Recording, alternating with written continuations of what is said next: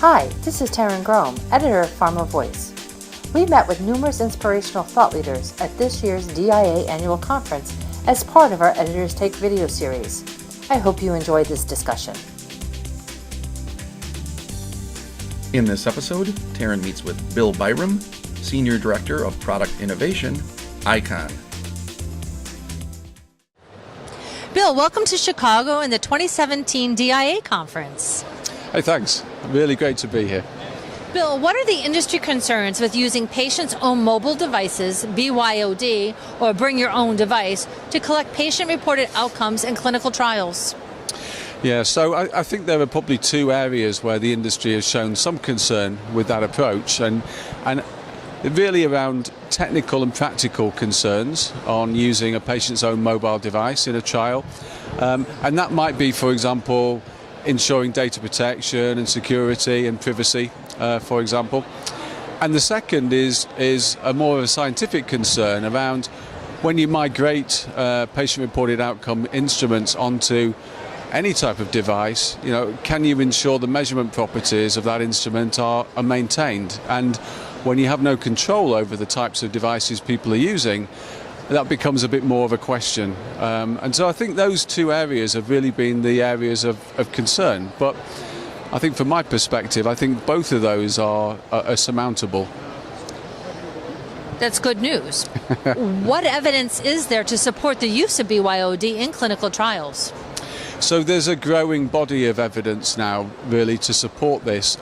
So if we go back to the last couple of years, and then way before that to 2007, there have been some really good meta-analyses of equivalent studies that have been published. And these equivalent studies are where you basically give a patient the paper version, the original version of an instrument, and then you give it on the different modality, and you're really just checking that the association of the values that they're giving is the same. So, and what we've seen across the board in these meta-analyses, which have covered numerous instruments, tens of instruments, lots of different patient populations, and lots of different migrations to PDAs, to smartphones, to tablets, to PC screens. They've all consistently shown that really the measurement properties of these instruments are maintained, at least when you follow a good practice in terms of the way you design these things. And so if we think about moving from paper to an electronic form, that's what the meta-analyses have shown. Moving between electronic forms, it seems to me that that's a smaller change. And so, if we think about that as a part of the evidence, I think that's fairly strong. But what ICON have done recently is we've done a study which is an equivalent study of BYOD. So we have patients coming into our facility in the States where they would do a paper version of a questionnaire, they would do one on a provision device that we gave them, but they'd also do it on their own device as well. And the results of that study we haven't yet published, but we've shown that there's really very good equivalence between those three different forms. So again, with that as well as the meta-analyses, I kind of feel we have enough evidence to show that this measurement property issue really isn't a big issue. If you design your ePro well, then those measurement properties shouldn't be a concern. So talking about the evidence, so what other evidence should or might researchers consider in support of the choice of wearable devices and the endpoints derived from their data? Okay, so when it comes to wearables, I think we're in a situation which is quite interesting at the moment. There's so much interest in using wearables. There's so much use of wearables in the health and wellness industry already. We see huge potential for clinical trials in the way that we might be able to collect richer data and more data from the patient at home to understand treatment effects better. But there's no regulatory guidance. So unlike PROs, where there's some really solid regulatory guidance, there isn't really any on the use of wearables. So one of the pieces of work that I've been involved in as part of the ePro Consortium, so the Critical Path Institute ePro Consortium, we've got a group of researchers together to put forward, based on the PRO guidance, what sort of recommendations could we make around the evidence that you should perhaps collect to support your choice of a wearable device for a clinical trial, and then what sort of evidence would you need to support the endpoints you might derive from their data. And really it boils down to very similar things you would see in the PRO area. So for the choice of the device, it's about showing that it's usable in the patient population. It's showing that the values are reliable, so the intra and intra device reliability. It's showing that it is truly measuring what it says it measures, so concurrent validity is important.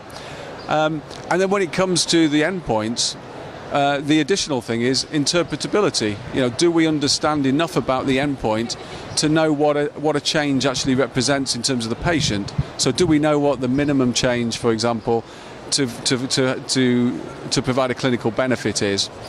And if we can do all of those things, and some of that evidence we already have, the manufacturers can provide it, some of it's in the peer-reviewed literature, and some of it we might collect as part of phase 2.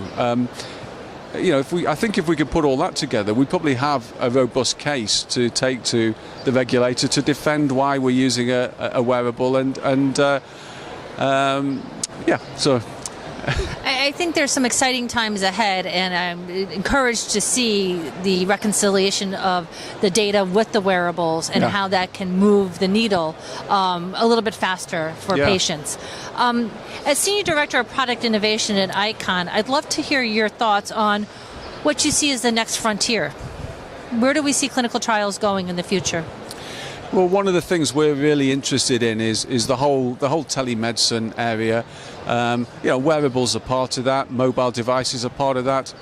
I think we've kind of moved as an industry perhaps a little bit beyond the idea of doing completely remote trials, although there have been some really good examples of those, to more about how can we make participation in a trial more convenient for a patient. So do they really need to come to clinic for all of the visits that we would routinely schedule, or can some of those visits and assessments be done remotely so that actually it makes it easier to participate? So can we use video, for example, to enable the site and the patient to have a dialogue instead of bringing the patient into the clinic?